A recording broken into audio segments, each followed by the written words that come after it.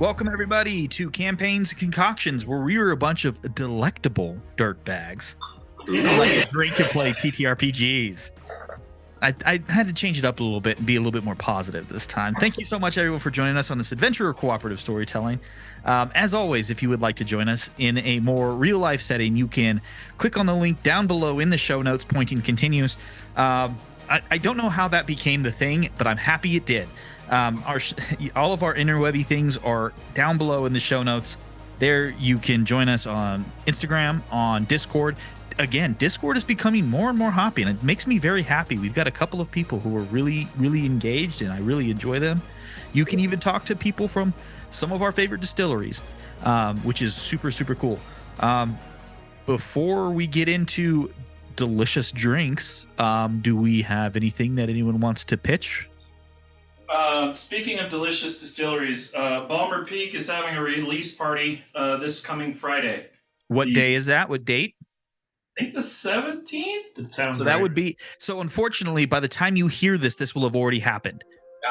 Fair, but the reason they're having a release party is because they're releasing new kinds of booze, and I have a feeling it will still be there if you go afterwards and you can get some of their anniversary gin or some of their anniversary whiskey or rum. There you go. So go to Balmer Peak. By the time you hear this, their release party will have already happened, and I'm assuming that John and Curtis will probably be there. Right.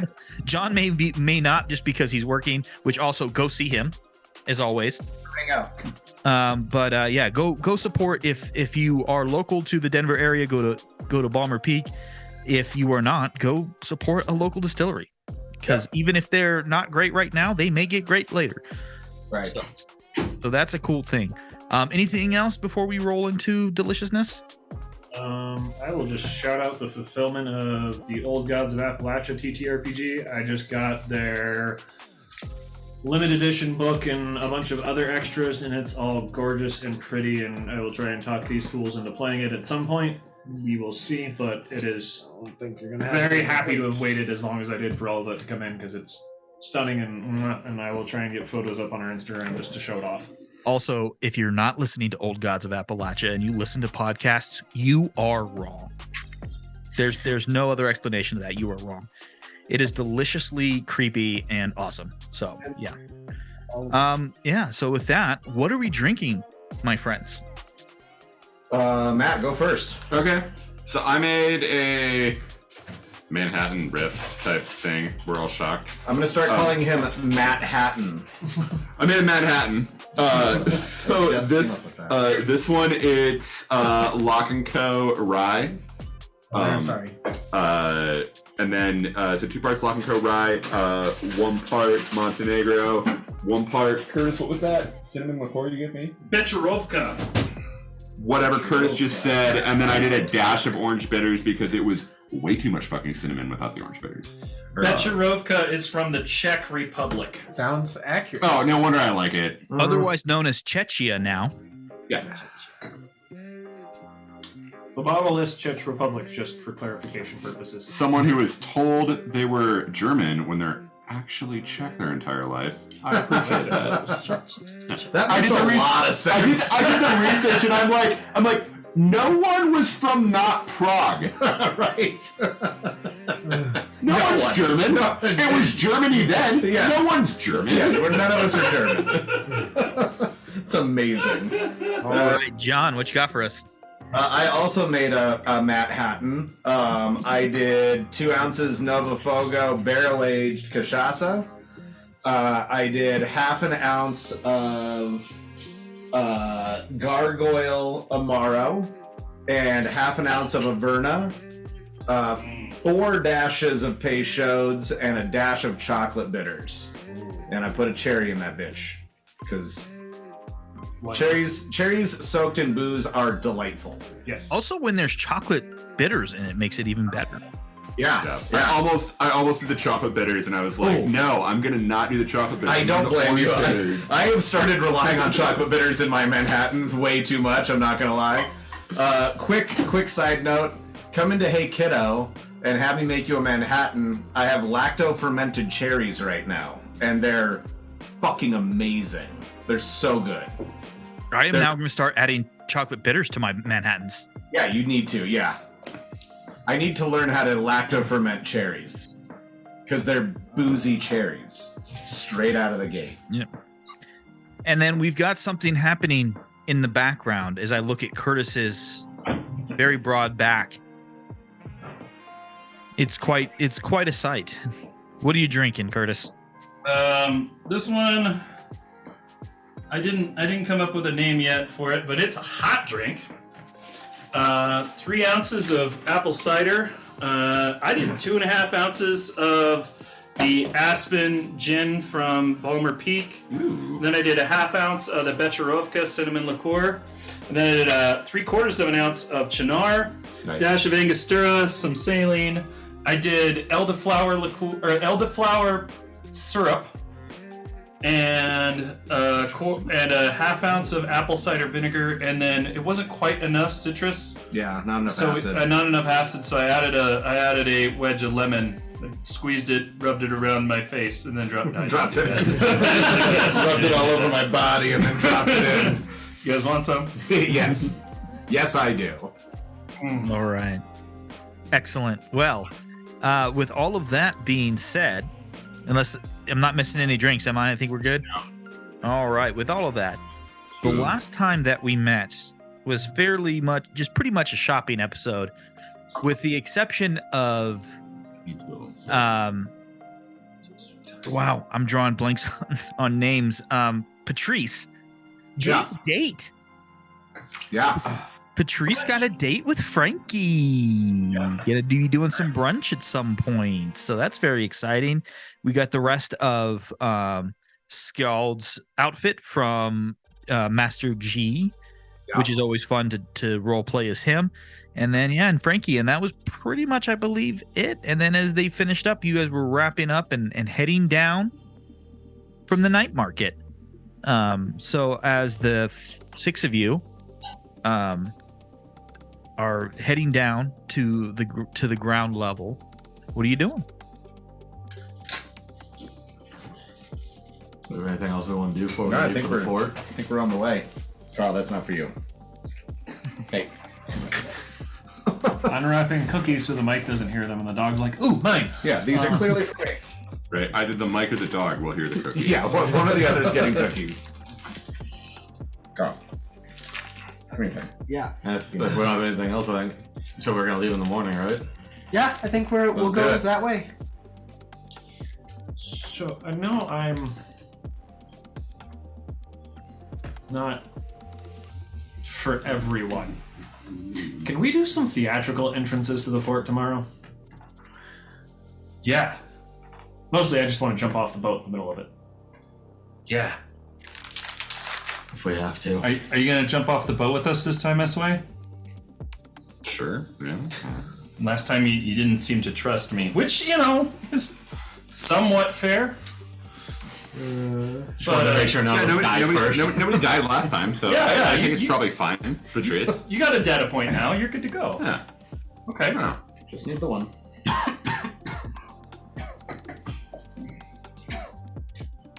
We still need to find pigs for me to punch. We should do that before we go to bed tonight. Pigs or gods? Yes. Pigs first. We have, We to have to figure out. measure. Yeah, we have to measure force first. We have to figure out how many sarks it's gonna Then take gods. to kill a god. Yeah. Gotcha. These sucks. It's gonna take to kill a god. We have so many good T-shirts tonight. So, We're benchmarking. if it takes more than one punch from Sark to kill a pig, I'm not saying it will. Saying if, do we then count Sarks in units of pigs? No, because Or is it pigs to Sarks? The pig can be dead or not already. Oh. It's how much force it takes to blow the spine out the back. Gotcha. This is 'Cause I could a do very that. scientific measurement. And that's Yes. one Sark. That's one Sark. Yeah. I still think I can do it.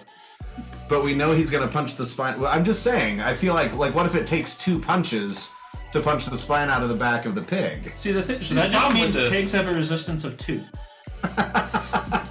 Yeah.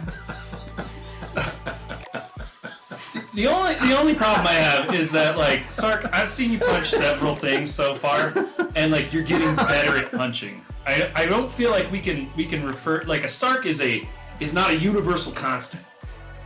It is a Sark is just a label we're putting on a certain amount of God, force. and that certain amount of Gotcha. force is variable, and I'm down with it. Right. I needed a name for it, and his was Yeah, convenient. absolutely.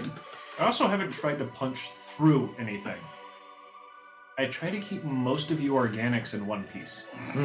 Interesting. Okay. It's easier to clean up that way. I mean, it makes total sense to me. Also, I already knew where questions you were are going with occasionally better answered by someone who's not dead. Or in pieces. I mean, in pieces is arguable, but not dead is pretty critical. Yeah. Not necessarily. It's just harder and more expensive. Yeah. And grosser. It's A grosser. little bit grosser. They got grosser. priests for that. Yeah. They don't do it for Say- cheap, though. No. Easier. No, they really don't. Maybe Expensive simpler. ace holes. Maybe not easier. Simpler. But also, once they're dead, they can't lie to you anymore. They don't usually lie to me when they're alive. Yeah, but you never know. I know. Just because they say the same thing over and over. I know. So we headed over now? It's now the right time? Do we go to the boat? Do we make an entrance? Morning, right? Morning? We can do pigs after we go get this done. Hopefully the manager will have us information for his list eventually, as Sark points at Scald. That would be nice. I've got some killing to do. Sounds good. We should stop on the way back and order the pigs, just to make sure they're here when we get back. 5? It's a good start. Okay. I'll buy the pig since you bought the warehouse. Did we run this past Cookie first before we do it? Because like They're not getting delivered to the boat. We have a whole tower to store shit in. We have a whole tower to store shit in. Right. we have a tower. The one manager's we've been tower. staying in. Oh yeah. Okay. What is the manager cool with you? Sarking some pigs. He's got more questions down the tower. I have a feeling that like until it requires his attention, he probably doesn't care. Yeah. Okay. I got that vibe. Yeah, that's From that That's That's pretty much what I was told. As long as I don't actually break anything. Just walk in inconspicuous with just like, hey, yeah, did you get my order of 5 pigs, huh? But they set a room aside for me for the weird shit, Okay. You have a weird so I shit don't room. break it. Well, they didn't want me to explode anything important, so they gave me an empty room.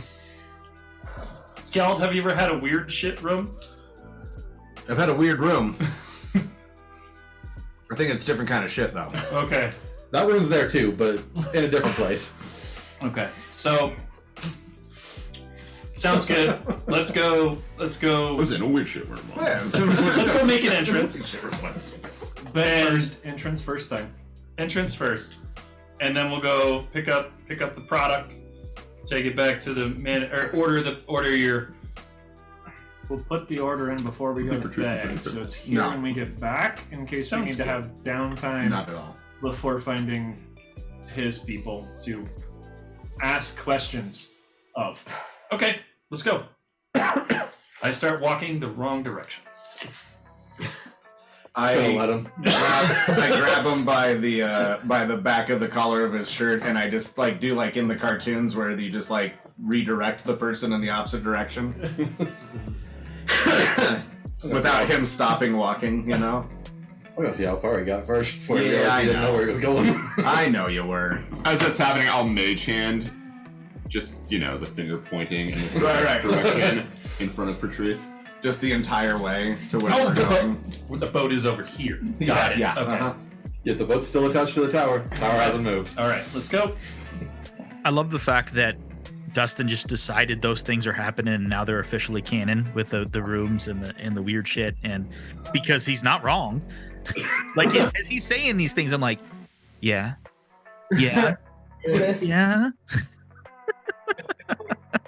Alchemy. You put them somewhere where they can't do any damage. Excellent. I And feel that like makes me sad now.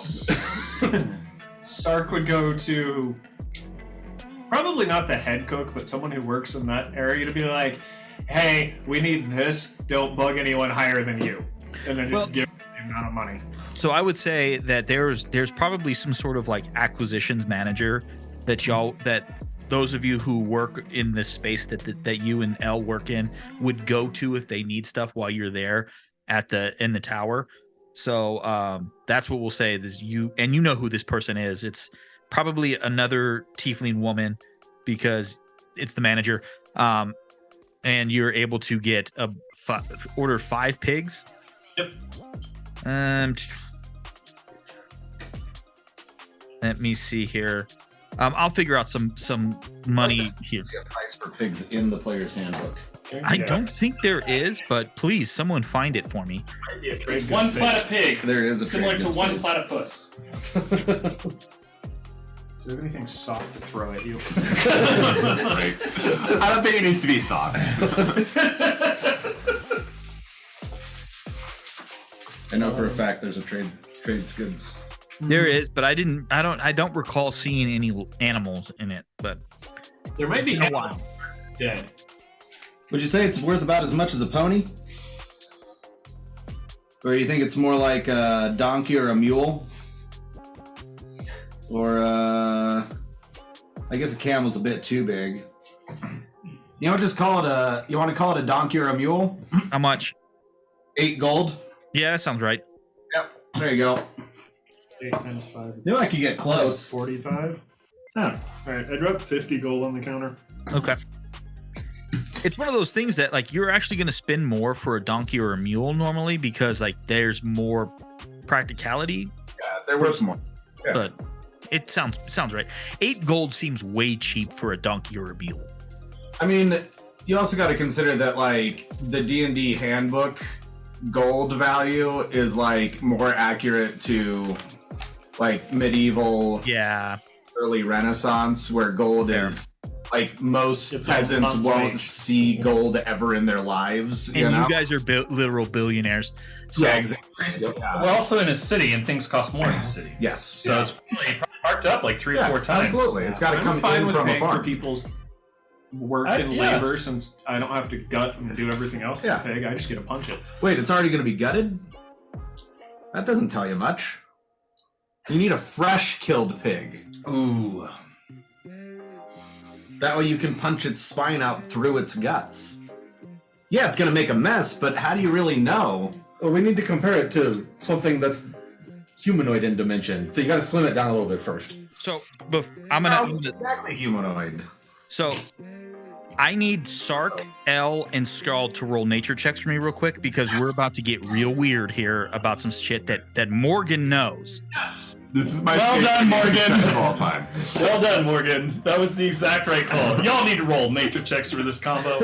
That's even better. It's an intelligence, not a wisdom base. That makes me Because happy. also this is going to be a Next 2-hour conversation. Woo! My +4 got me to a 10. Okay. 20. Okay. 3! So L knows this. And so please don't cancel me, internet. I know this from my time in the service. Please do not cancel me.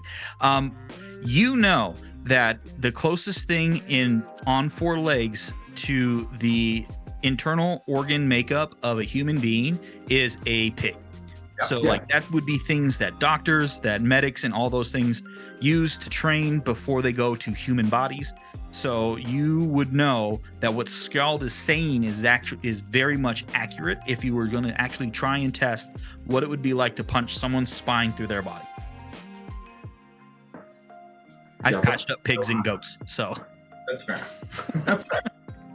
We'll start with the dried ones and then get one Yeah, that's fair. Yeah, yeah. later Yeah. and see if there is a difference. I mean, there's got to be, somebody who sells unbutchered, recently slaughtered pigs. Maybe you It's a go city. to the butcher and be like, hey, do I have a deal for you? Yeah, I'll pay the same I price. will don't gut it. debone Yeah. the pig in one punch. Right. Oh, don't you do that thing that you snap your finger and like suddenly you're clean? Yeah, I can. Would that work for like a rope? I sure can. Oh, right. I can do that now. I mean, I'm just saying. Actually. Yep. I just learned how to do that. I forgot about that. I still don't want to clean it up though. That's fair. We can tell. Yeah. That's a vegetation to some, like, whatever, off of L. Clothes are Some new. grease. Yeah. Somehow he's already got grease on his brand new clothes that he put on 2 hours ago. And he hasn't been anywhere near a machine shop, but he's still got grease on it. He reached into a pocket on his Yeah, belt. there you go. Yeah. That'll do it. It's like a 5-year-old. Just Yeah, he's just always got chocolate on his face. Yeah. Somehow he's always got chocolate on his face. Or jelly. Honestly, I think that would fit L anyways. yeah, he's always got something on him. It's- Yeah. It may be grease. It may be chocolate. It may Yeah, it be. might be peanut butter. And he's got plenty of pockets to keep a napkin. Doesn't do that. Because He does then you have could a- use that pocket for more snacks. Yeah, I was gonna say he does have a PB&J pocket. You don't? Who doesn't? PB&J your pocket. hair. That's the top pocket. People that are allergic don't have PB&J pockets. No, they still Do do. you not keep snacks in your hair? No. Huh. I Man, bet you could hollow it out and keep snacks in there. Hollow out my hair? it's Yeah. probably like really well insulated. Yeah. To keep. I'm going to bed. Thought we were going to make an entrance and then go to bed. Morning. The morning. Sounds good. Let's go to bed. You want to make sure there's enough light for your entrance. If you're gonna make an entrance, you got to do it right. At dawn? Yeah. Should we tell? He doesn't wake up at dawn. Wait, at dawn? We're getting there at dawn?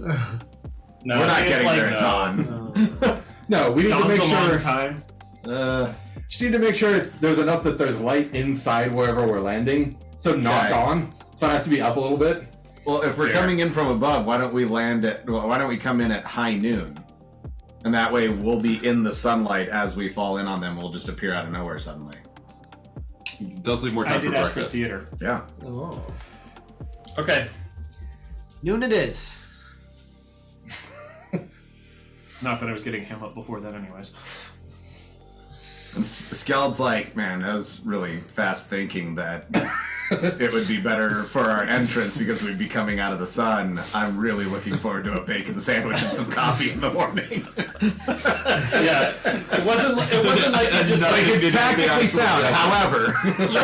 yeah. It has less to do with your knowledge of Top Gun Maverick School and more right. to do with your favor for bacon. Hey, look, I am a sky pirate. Two things can be true at the same time. No one's It is disagreeing both with you. tactically sound. It's also tactically sound that I don't have a rumbly tumbly. All right? 100% agree. What else is technically sound for breakfast? Yes, exactly. You don't want to be going into a fight on an empty stomach. At least not completely empty. Empty-ish. You're not wrong. We'll have lunch after the battle. It's like going swimming. You want to wait for at least 3 hours after you ate. That's right. Yeah. You don't want to do war until at least 2 to 3 hours after you eat. Yeah. Well, we might be fighting before it, but that's not the intention. We're just gonna show up unannounced from the sky and hope for the best. That's right. Cool. Don't do war. Just on an empty stomach.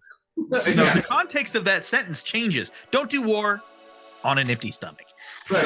It goes from being this great pacifistic thing that, like this idealistic thing. Don't do war on an empty stomach. Now we're just fucked. I mean, it was recently the Marine's birthday. I might get that tattooed on me somewhere. But you gotta have it on one side of your arm and on the other side on an empty stomach. It's gotta be like a Yeah, it's a reveal. It's tattoo comedic timing. yeah, I got this and blah blah blah, and then I got this and hide half of it out. Yeah, I it's got like, this don't tattoo. do war on an empty stomach. Yeah. All right. So I love it. I had you guys too loud, and you guys were clipping pretty. But yeah, like And that was the funniest thing you've said in months. That was great. really good. It was pretty good. So the pigs have been ordered, the tactics have been discussed, and at this point, the warm, comforting beds that have been offered to you by the manager are calling to you. The sun is set. You watched a beautiful sunset. On the top of the building if you wanted to. If not, you could have just been hanging out. There's a great bar in the tower that I'm sure you all found. Yeah,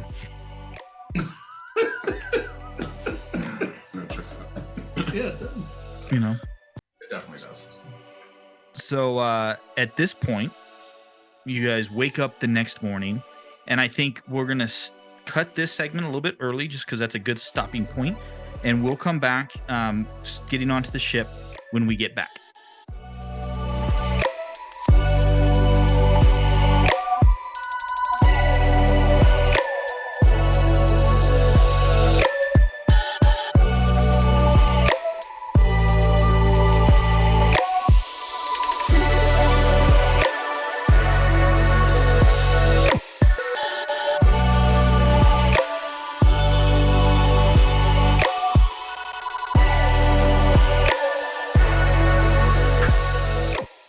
Welcome back to Campaigns and Concoctions, everyone, where we have officially just claimed our love of Family Jones House gin and house vodka. Go buy some right now. Pause this. Go buy some. Yeah, and then drink it while you listen to the next half of this. Yeah. So my friends, what are we drinking?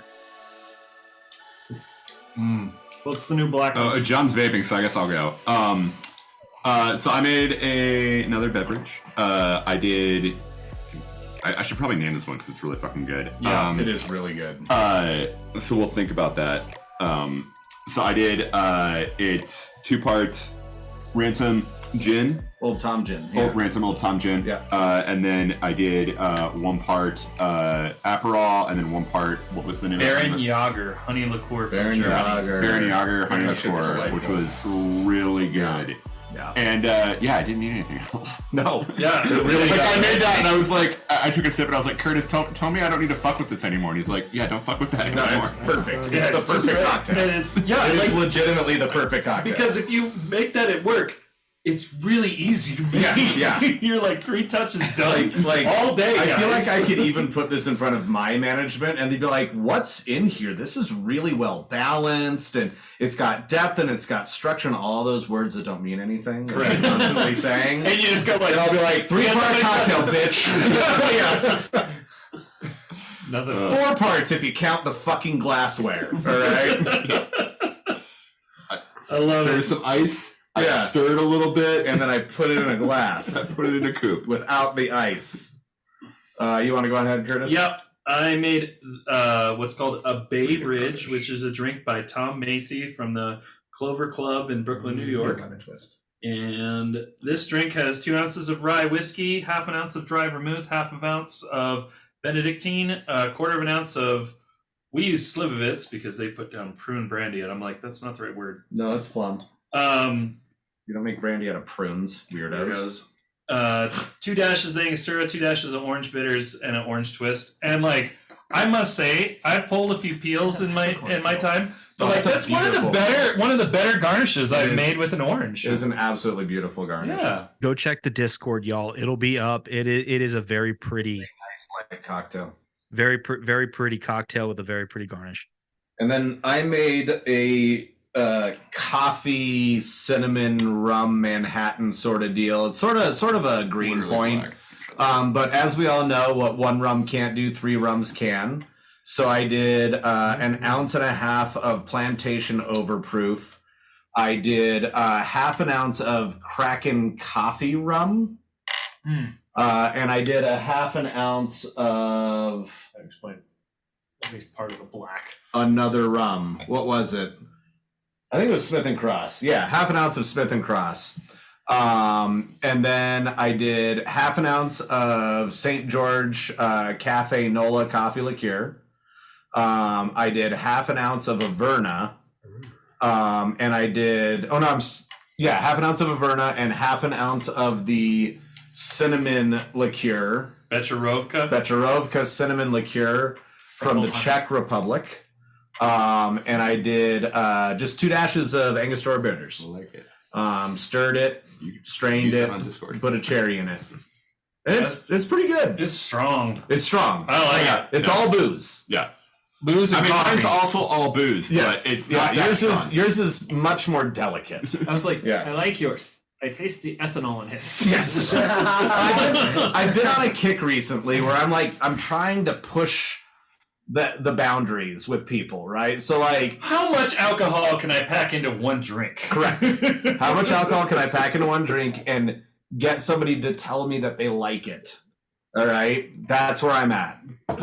So this is a little bit of a side, but it's quick. So John and I are at the Grand on Friday, and John asks Merlin, our favorite bartender there. Yes. Yeah. We love Merlin. Amazing human being. Also looks exactly like what you're thinking. Yeah. Yep. Right. Like whatever picture is in your head is correct. Yeah.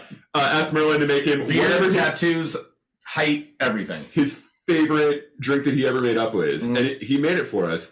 And it was a solid fucking cocktail. And I gave was Becca a great. sip of it, and she's like, "This is awful. This is not balanced." And I was like, "I don't want it to be balanced." Yeah. Like, Balanced cocktails are boring. also, you hate Campari, Right. So you weren't gonna like. That. Also, it was a balanced cocktail. It was just balanced in a certain direction. Yeah. Getting Cool. to take his The special word rum. balance. So I was like, I want something earthy and kind of nutty. And he was like, I got you. Oh yeah, sip this. I had him order this for me. I was like, Nice. oh, I'm getting Merlin's rum. Yeah. Oh, I I'm feel asking very for honored Merlin's now. rum the next time I go in. All right, guys, cool. Well, thank you. Also, go support if you're in the Denver area. Also, go to the Inglewood Grand. The Inglewood Grand. Or their named Scorpio bar that was just Yes. featured in Westward. No name bar. Yeah, No Name Bar on University. It's supposed to be awesome. Unfortunately, I have not been able to go because I haven't been back. But It's such Yeah, a cute so- little spot. so when as Still the owner. He's a great guy. all right, as we now wake up for the next morning, is there? I'm sure I know the answer, but is there anything that the six of you would like to do for this half day before you guys get up on the ship? Scald goes to find SOA and Patrice. He drags them both to the closest mess hall that includes liquor. Drags. Yes. He orders everyone bacon, sausage, and egg with cheese on brioche buns. Not bagels? Nope, brioche buns for this. Okay. Sandwiches, coffee, and the best whiskey they've got that is not smoked. Okay, so that all can be had in the tower. Yep, Because- that's what I'm figuring. Yeah. So there, In the tower, yeah. there's multiple places. The bar that you guys found last night actually will serve that for you. One of the advantages for those, for those of you who don't work for the manager, are finding out that when you are home, he takes care of you, Right? right? So yeah, that's all brought to you. The whiskey and the coffee are brought to you first, and then as the scents of bacon and sausage begin to waft to you is when the coffee and the whiskey are brought to you. And we mow down and we drink a bunch of coffee and whiskey and we hang out and we chat, and I ensure that the conversation the entire time is light and playful and fun. And we talk about things we like doing, and we talk about family members that we hate and family members that we like and friends that we haven't seen in a while. And we don't talk about anything serious or heavy, and we certainly don't talk about the thing we're about to go do around noon. Out of character. You're not attacking the fort. It's fine. Okay. You're not attacking. I gotta say this lifestyle does beat, just playing in a tavern all night and hoping they feed you. Mm-hmm. How about it? It's not bad. It's not a bad deal. Having money's kind of cool. That's why I spend it when I've got it. How much you still got? Too much. It's starting to weigh on my heart. Awesome. How about anyone else's? So we got those three. I'm assuming that Elle's still sleeping. So Sark and Sid, is there anything that you guys are doing?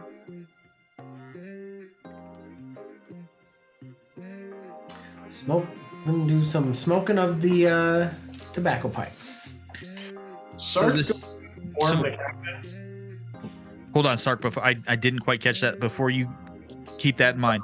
So Sid, this is a smoke-free building, but they do have spaces available for you, like these really nice, like lounges that are kind of balconies that are set aside on every couple of floors. So you have a choice of where to go. You could either go overlook the city, overlook the lagoon, anywhere, but it's like, and it's the same thing. Like it's almost like when you're staying here, it's almost like going to a very high-end hotel where they'll take care of you, you know? So it's like you can have a breakfast there as well if you would like coffee. Yeah, Sid will do some black coffee, smoke a tobacco pipe, and have I think hash browns or something. I mean, some and a biscuit. Biscuit and a hash brown. Yeah. And out towards the city, and just like she's still just taken so away with Tinkermere and all its intricacies and complexion, and this manager guy that seems to be over a lot of it, and wonder again how the hell the fuck did she get here on a boat? But yeah. All right, Sark, what you got? Sark will go inform the captain. I'm forgetting his name at the moment. Mackenzie. Yes, Mackenzie. Like plans, ideas, what we're planning on doing, and the fact that it's probably a stupid idea, but we want the theater of it. And then practice a swan dive off the first yardarm until it's time to go grab L to make sure he's on the boat in time to make sure we get there in time. When you say you're practicing off the yardarm, are you going all the way down, or are you practicing like landing on the roof? What was that? Central mast just onto the deck. Okay. Falling like 10 feet. Like it's just the form off the top. Okay. Because I was about to say, if you're jumping, you know, you're going down 30 stories. So No, he's just trying to get his form off the launch. Cool. Mostly to do something while he's waiting for L to wake up. All right. So the two different breakfasts that are being had right now are being had. Sid, the view of the city is pretty interesting. Is I know you probably woke up pretty early, as you know your former military self is always going to be. The sun rises from behind the building. It comes out from over the lagoon. So as you're sitting there smoking your pipe and having your light breakfast, the light just slowly creeps forward, and it's like this, almost like this line of fire as it goes across the city. And as the light hits it, it seems like the city wakes up with it, and you watch as gears and water wheels and all of these things start turning. Smoke begins to billow out of smokestacks and steam, and you hear the sounds of life as it starts to be getting louder and louder as it becomes this cacophony of sound that kind of slowly waves and hits you as you're sitting outside. And it's invigorating and intimidating at the same time, because there's no city in the expanse that even comes close to the size and the complexity of Tinkermere. But it's also inspiring at the same time. For Patrice, Skjald, and SOA, it's a very relaxing space to be in, especially after the last couple of months of the craziness that y'all have faced. Skjald, can you roll me a performance check real quick? I can. Pretty sure it's a +5. Should be able to set. Yeah, +5. It's like, are you proficient? Natural 20. Woo! Drink, motherfucker, drink, motherfucker, drink. Woo! I have rolled twice. One of them was for shits, as they say in the Czech Republic. The other one was a natural 20. So, Patrice and SOA, you watch, and you have never just felt so at ease by the words that are coming out of Skjald's face, right? And it's just like at one point disconcerting, but at the same time so soothing that the disconcertingness kind of flutters away after a while. And you guys feel like you have been doing this for years, and you've been sitting here and just being able to have these conversations that are light and meaningless and meaningful at the same time. So as everyone comes from their different directions, eventually kind of slowly making your way with L being the last one to make it back afloat, back aboard the Shirlene. Anything else? Are we good to go? I'll take that silence as a no. Captain McKenzie begins the task of unhooking from the manager's dock, and he informs all of you that you should really stay here on deck. This is only going to be about a 15-minute trip. Very quickly, he tacks into the wind and he catches as you're going north and rises not too far. It's very impressive how well he navigates the ship right above the roofs of these very tall glass and steel buildings. After about 10 minutes, the height of Tinkermere begins to drastically drop to where it's only 1 or 2 story buildings, and then eventually, also fairly quickly, the density begins to go away to where it's nearly a couple of houses out in the fields. But out in the distance, straight up to the north, you notice that there is a small brown smudge that seems to be growing fairly quickly. And then you watch as the most massive wood spikes that you have ever seen just seem to have erupted out of the ground. It is a wall of what seems to be spikes made out of redwood trunks. And this, you see, forms a wall that surrounds a massive complex of about 30 buildings. And here you notice that you see people in arms and armor walking along the top of this wall, patrolling the exterior of it. And as the ship comes over, you see the heads and eyes turn towards you, but no one seems to be concerned as you get closer. It seems that they have been warned to await your arrival. But then, as you begin to cross over the wall, the eyes begin to take a more suspicious look to them, as obviously this is not what they intended. And as you get close, you can see that there is a center square, fairly large, parade ground. There are a few what looks like troops out there training. How are you all doing this? I want to aim for the center of the square.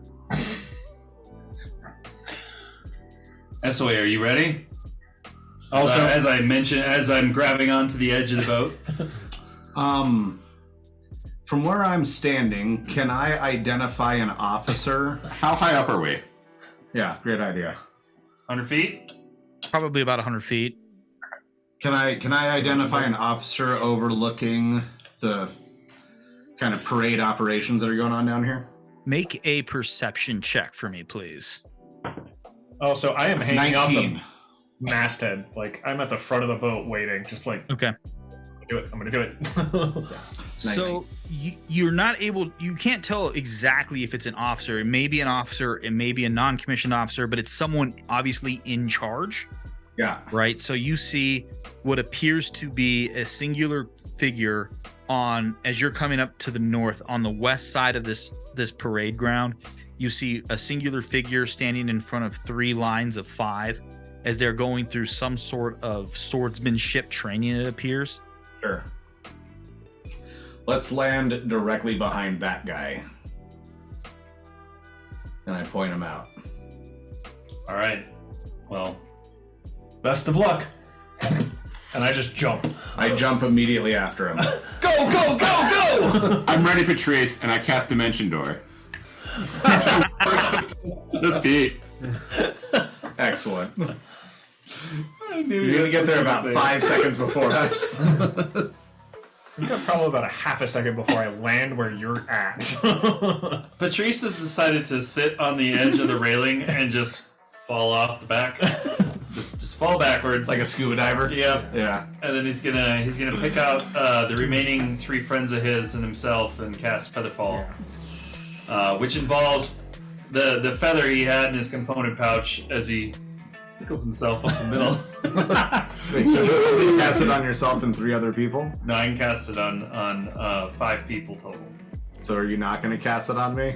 No, It's 3 three friends. friends. 1, 2, 3. Oh, okay. I was like, Dimension door down. I just fall. oh, okay, gotcha. I was like, Humanoid rocket. I have no way of saving myself. I just jumped. I was probably taking Dimension Door anyway, right, and I was fair, like, yeah. I can fuck with Curtis. Okay. Yeah.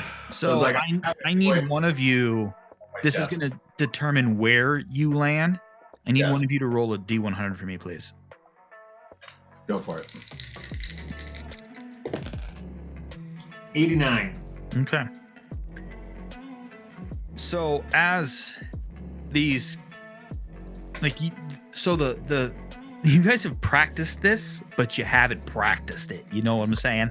So you don't look like a bunch of like Air Force Special Warfare dudes free falling, right? It's the opening of Deadpool 2. yeah. There it is. It's like He fell out of a plane. yeah. It's We're trying to make it look cool now. I'm doing my best Mary Poppins impression. I'm Mary Poppins, y'all.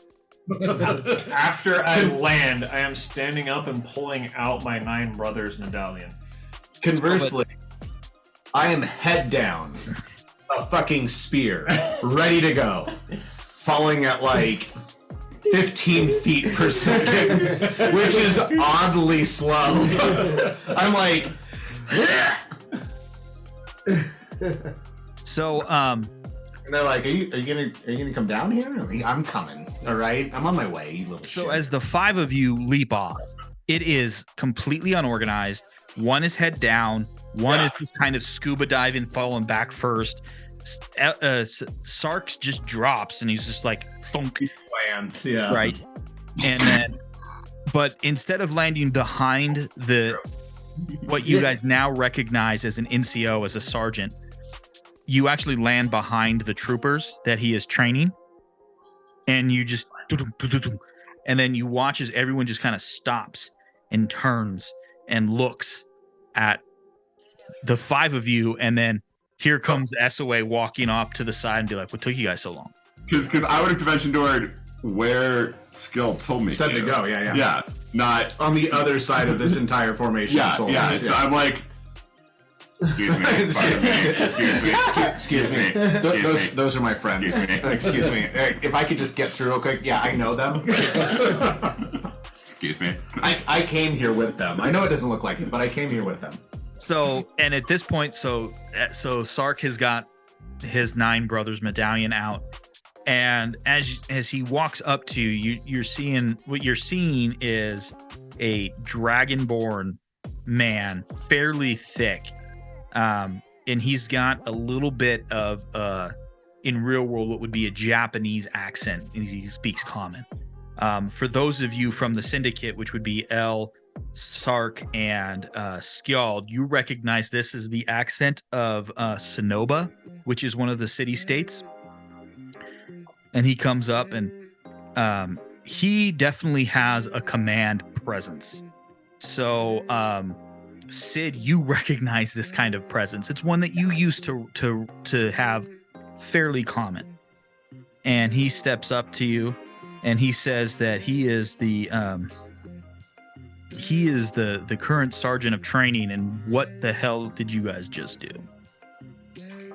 We just jumped off a ship. Did I ever find a hat? I don't think I found a hat, did I? Spectacularly failed at theatrics. Yeah. Is that what you actually said? That's exactly what Sark says. Spectacularly failed at theatrics. Yeah. Skjald looks to you and says, "We're failing up." Technically, I mean, it was better than last time. Only if you have a very myopic view of the dimensions. ship's up there. Yeah. But what is up, Sark? What is up? What is time? Climb back to the boat. What is you and what is me? You know, I'm just saying. We're here on business for I say the completely manager? in front of this dude. Yeah, all 3 of us have been looked at him. Elle said, we jumped off the boat, and then just completely ignored him for the rest of the conversation. So he introduces himself as First Sergeant. I can't read my own handwriting. Shiroma Meji.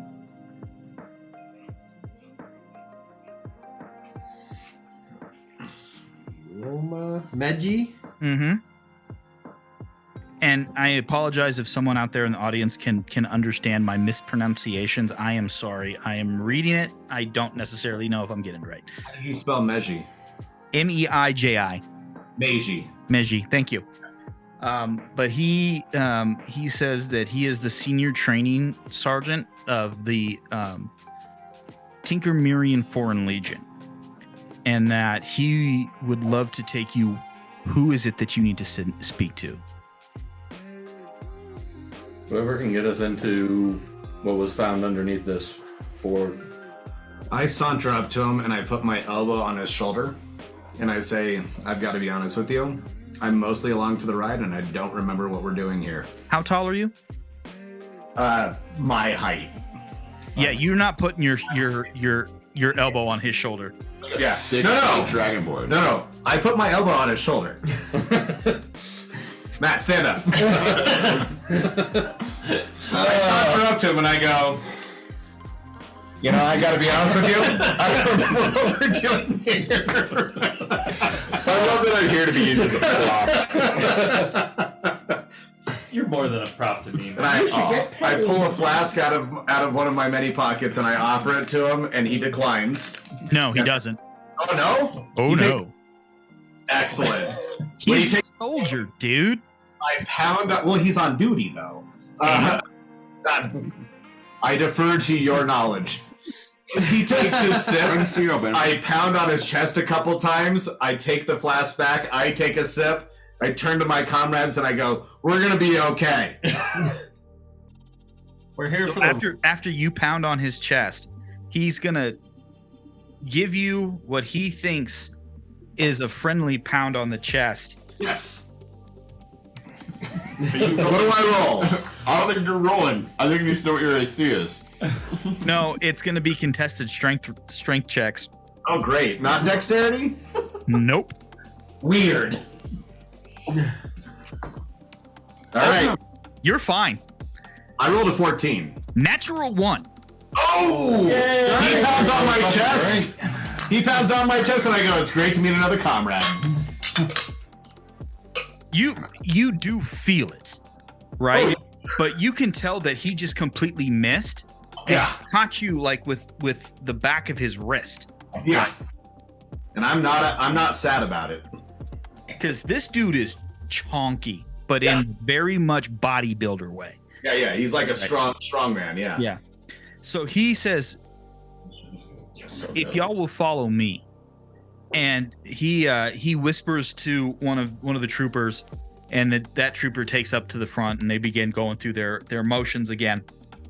And as he's walking, you know, he seems to be a fairly gregarious guy, chatting with y'all. He's like, "Hey, I recognize a few of these accents. Where are y'all from? What y'all up to?" You know, but with that very, you know, it's not very detectable, but from those of you who think it's there, it's a little bit different flavored of common than you guys are used to. Yeah.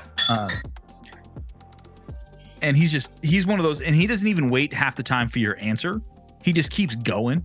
You know, Yeah. "Hey, where are you from? Oh, you guys sound like you're from here. But you know, some of y'all sound like you're coming for very weird. Hey, you know, welcome though. Have you ever been to Camp Ferocity before? No, you haven't. I don't think you have. You don't look familiar. I've been around for a very long time. You know, he's one of those guys. So he's basically Obi from Loki, Kinda, yeah. where he's just continuously talking and answering his own questions or not getting answers and moving on.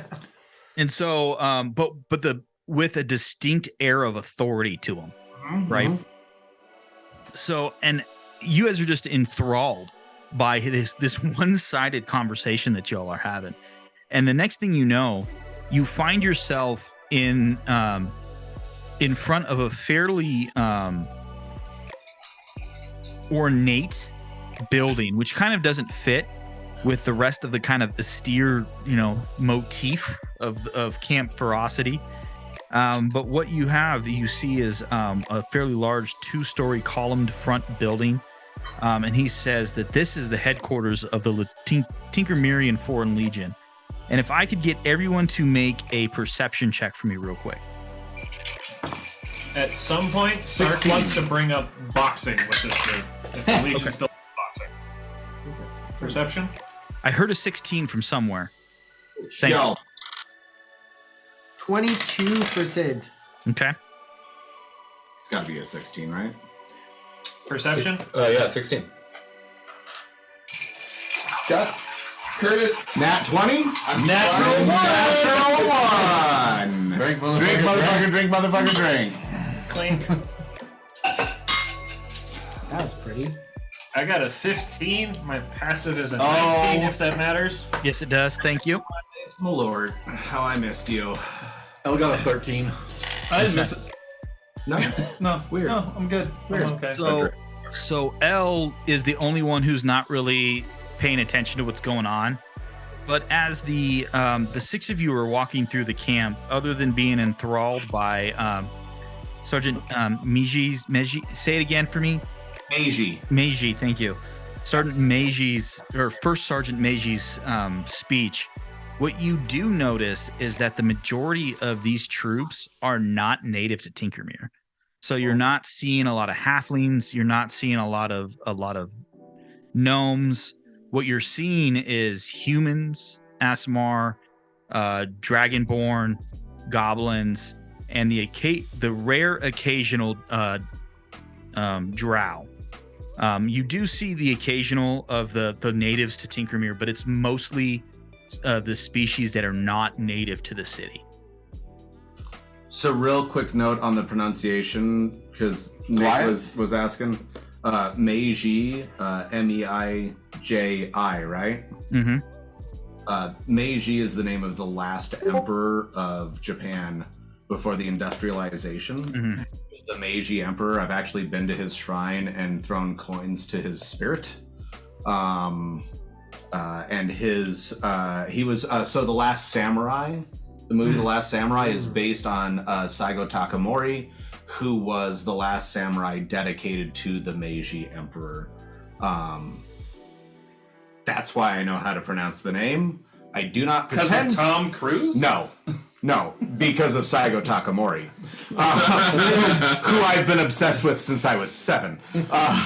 There's some really good books about the actual Last Samurai, which was not that. It was actually someone in his court. I just finished reading one. It was beautiful. So Saigo Takamori, who was the daimyo of Satsuma Prefecture down in the south of Japan, who waged a war against industrialized Japan and against his own emperor, despite the fact that he took care of this emperor since he was a small child and considered him one of his best friends. It's a whole fucking thing.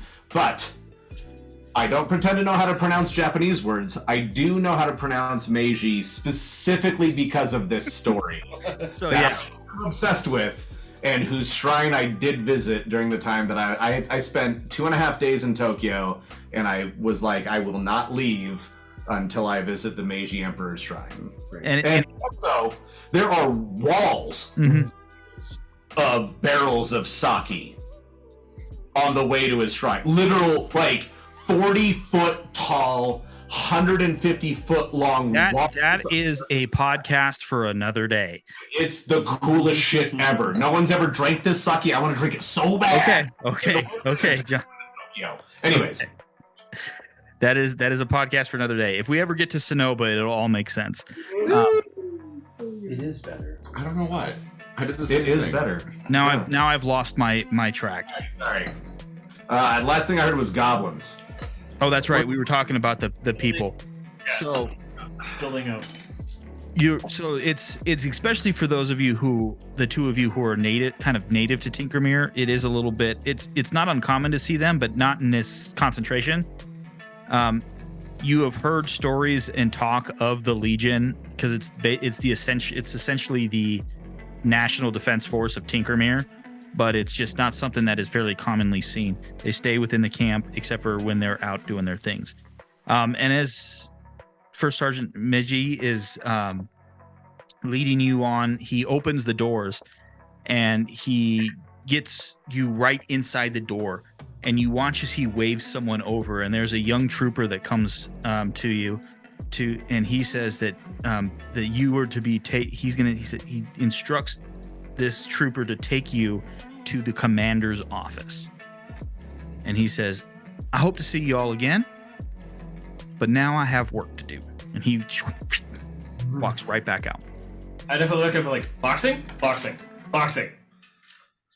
And then you watch as the first sergeant stops, turns around and says, when you get done with everything that you're doing, and he's looking at you, Sark, you come see me. Sark just claps and walks away.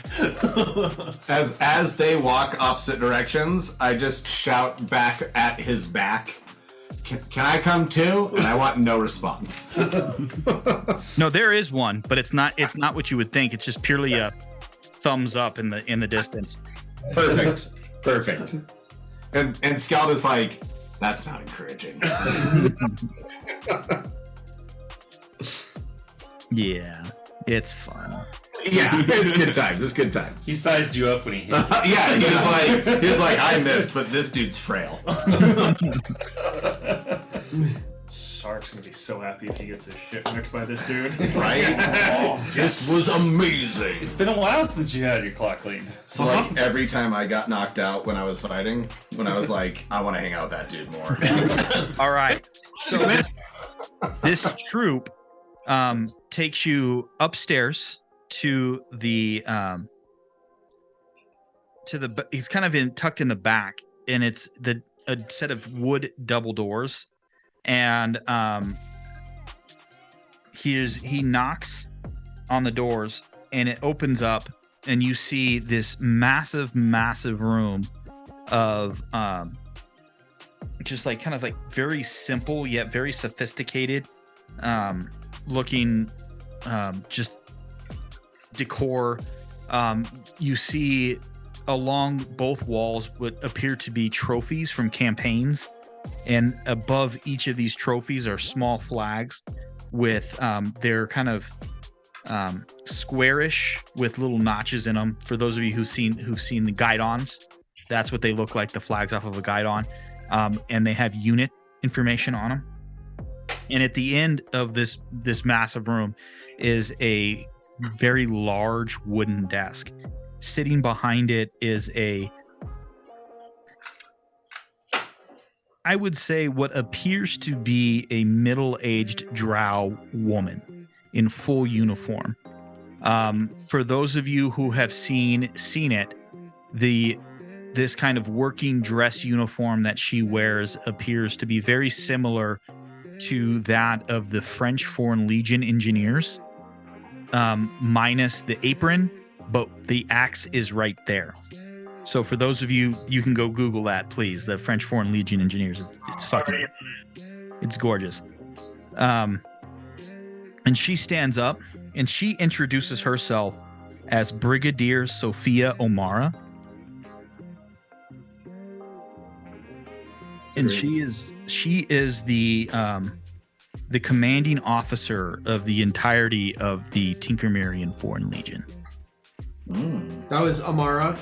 O'Mara. O'Mara. Sophia O'Mara. Mm-hmm. Delightful. They look very French. They should be. They look very fresh. Oh, I know what I'm saying. Totally. Those imported French people look very French. It's one of my favorite uniforms of all time. Not bad, that's for sure. I've seen a lot worse. I mean, Have you seen North Korea? The apron's legit, dude. It is.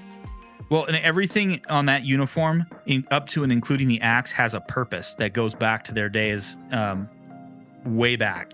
So, as someone who has spent a lot of time with the Legion, I love those boys. But yeah, she walks out in front of the desk, and she says, "You must be the crew that was promised to me to investigate these ruins." Oh. Well, I've never been promised before, but Yes, we've been sent to investigate the ruins. Did the manager say that we were expected? Yes. Yes. Oh, Is there any food around? Let me get you something to eat. And she just kind of points, and you watch as if you turn around and watch, you can see like some people have been kind of walked out. She says, yes, you were expected. I just didn't know what to expect. I was only told that there would be people coming. We get that a lot. Yeah. We cannot be expected. Patrice, come eat with me. We've done the thing. Now it's time to have lunch. Right behind you. Sophia, can I just say, you look stunning. I'm gonna make a note here. Sid would use her title. Be Brigadier. Yes. Yeah, Brigadier? that's fair. Brigadier O'Mara. Brigadier Omar, can I just say, you look stunning? And how can we help you? So natural 20 because I'm rolling for her reaction. Oh boy. Motherfucker drink, motherfucker drink! Clink. Look, I dropped. Yes. Man, I'm glad I'm not drinking tonight. This is all backwash. You don't want it. Yeah, no, I heard how empty it was. Yeah, it's very empty. Good. It's very empty. So she looks you up and down, and for you, Sid, not in an offensive way. Like, this is something that you used to do when you were still in uniform, and she looks at you, and you can see her bearing change a little bit as she kind of, the shoulders go back, and she kind of takes that more, it's just, as you look like you've seen a thing or two. Maybe more, when this is more than a thing or two. maybe when this is done, you and I can have a drink together. That would be fantastic. Morgan, Yes. I'm sorry. You have hit 20 natural 20s for the campaign. Hey, that's pretty cool. Considering that we've had 2 natural 20s and 2 natural 1s already this session. Right? So, but she after that quick interaction, she kind of leans back against her desk and she crosses her legs out against her, crosses her arms. And she says, we were attempting to expand some of our more protective regions underneath the camp, as you never know what we're gonna face. There's some interesting rumors coming out of some of the other nations and other places around Liberarth, and we stumbled upon some doors and some hallways that are a bit outside of our expertise. And so we went to, well, let's just say that the manager is one of the greatest patrons of the Legion. He is a guest of honor at our ball every year. He has a long-standing tradition of supporting the things that Matt, stop laughing because you know things.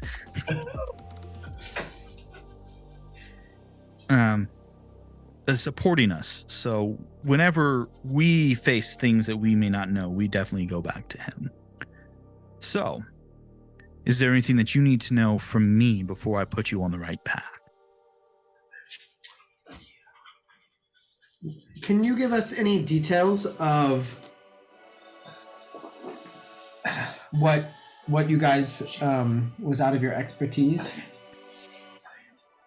There's an apparent technology level that is staggeringly more advanced than anything that I, who have lived here in Tinkermere for 100 years, have encountered.